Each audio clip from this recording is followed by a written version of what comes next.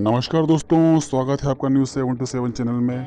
आइए शुरू करते हैं आज की फटाफट खास खबर। उससे पहले अगर आपने अब तक चैनल सब्सक्राइब नहीं किया है तो चैनल सब्सक्राइब कीजिए और साथ ही साथ बेल आइकन टच कीजिए। दोस्तों, मोदी सरकार की बदौलत ही सही करीब 34 सालों के बाद शिक्षा नीति में अहम बदलाव किए गए हैं।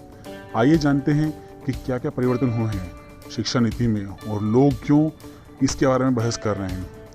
भारत में जैसे शिक्षा का पैटर्न है और जैसे जटिलताएं इसमें रही हैं, लंबे समय से मांग की जा रही थी कि इसमें कुछ अहम परिवर्तन किए जाएं और इसको मॉडिफाई किया जाए। तो वो तमाम लोग जो भारतीय शिक्षा पद्धति और उसके नियमों से अब तक संतुष्ट नहीं थे, उनको सरकार ने बड़ी राहत दी है।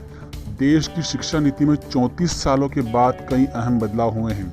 ध्यान रहे कि नई शिक्षा नीति को कैबिनेट ने अपनी मंजूरी दे दी है और बताया जा रहा है कि नई शिक्षा नीति में स्कूल के बस्ते, प्री प्राइमरी क्लासेस से लेकर बोर्ड परीक्षाओं, रिपोर्ट कार्ड, यूजी एडमिशन के तरीके, एमफिल तक एक साथ कई चीज़ों में कुछ अहम परिवर्तन किए गए हैं, जिनका सीधा फायदा इन कोर्सेज से जुड़े छात्रों को मिलेगा। जी हाँ दोस्तों, जानते हैं कि न्यू एजुकेशन पॉलिसी में क्या क्या बातें बदली हैं। सबसे पहले तो नई शिक्षा नीति पर जिस बात को लेकर सबसे ज़्यादा बहस हो रही है वो ये है कि इसके दायरे में स्कूली शिक्षा, उच्च शिक्षा के साथ एग्रीकल्चर, चिकित्सा शिक्षा और टेक्निकल एजुकेशन को भी जोड़ दिया गया है।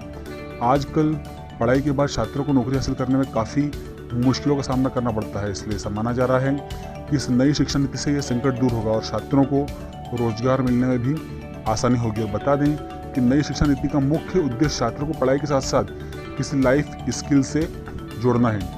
इस बात में कोई शक नहीं कि गणित, विज्ञान, इतिहास, भूगोल, अंग्रेजी जैसे विषय एक समय के बाद बोझिल हो जाते हैं और शायद यही वो कारण था जिसके चलते पूर्व की शिक्षा नीति में आर्ट, म्यूजिक, स्पोर्ट्स और योग को सहायक पाठ्यक्रम यानी को करिकुलर एक्टिविटीज़ में डाला गया था। क्योंकि नई शिक्षा नीति में सारा जोर छात्रों में लाइफ स्किल के लिए डाला गया है, तो अब ये सभी विषय मेन सिलेबस का हिस्सा होंगे और इन्हें एक्स्ट्रा करिकुलर नहीं कहा जाएगा। हम में से तमाम लोगों ने ऐसे मामले देखे होंगे जिनमें किसी कारण जैसे बीमारी से लेकर आर्थिक तंगी के कारण लोगों ने अपनी पढ़ाई छोड़ी और उनका साल बर्बाद हुआ। नई शिक्षा नीति में ऐसा नहीं है। यदि छात्र ने 1 साल पढ़ाई की तो उससे सर्टिफिकेट, 2 साल पढ़ाई की तो डिप्लोमा और 3 साल पढ़ाई की तो अपना कोर्स पूरा होने पर उसे डिग्री दी जाएगी। बता दें कि नई शिक्षा नीति के अंतर्गत सरकार द्वारा की गई व्यवस्था लोगों को खूब पसंद आ रही है और छात्र के साल का नुकसान न होने के कारण इसकी जमकर तारीफ भी हो रही है।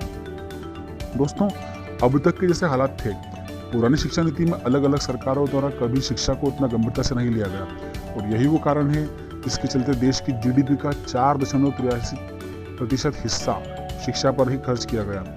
नई शिक्षा नीति में अहम बदलाव करते हुए मानव संसाधन विकास मंत्रालय का नाम मतलब एचआरडी का नाम बदलकर उसे शिक्षा मंत्रालय कर दिया गया है। साथ ही सरकार ने फैसला भी लिया है कि अब देश की जीडीपी का 6% हिस्सा शिक्षा को समर्पित होगा। यदि ऐसा हो गया तो इस बात में कोई शक नहीं है कि शिक्षा में सुधार भी होगा और पिछली कई खामियां बढ़े हुए बजट के कारण अपने आप ही दूर हो जाएंगी।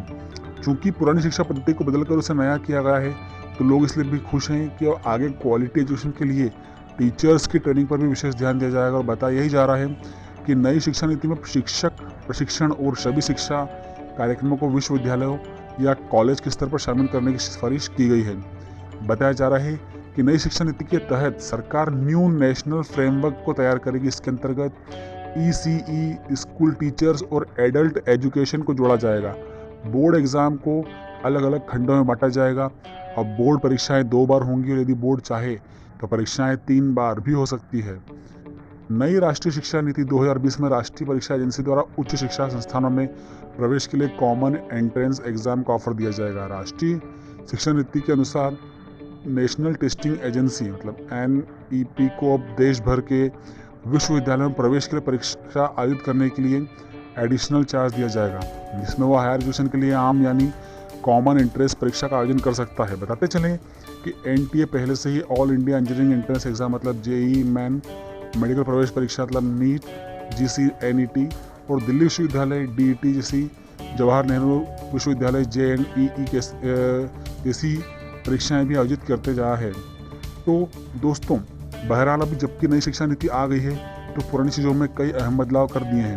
सरकार द्वारा जनता को फायदा पहुंचाने के उद्देश्य से लागू की गई इस व्यवस्था का कितना फायदा होता है ये फैसला तो वक्त ही करेगा, मगर जैसी सूरत वर्तमान की है लोगों को बड़ी राहत मिली है और अभी जितने भी छात्र हैं वो इस नई नीति को काफ़ी पसंद कर रहे हैं। तो दोस्तों, अगर आपको न्यूज़ अच्छी लगी हो तो चैनल सब्सक्राइब कीजिए और बेल आइकन जरूर टच कीजिए ताकि आपको मेरे आने वाले वीडियो की जानकारी मिल सके। धन्यवाद दोस्तों।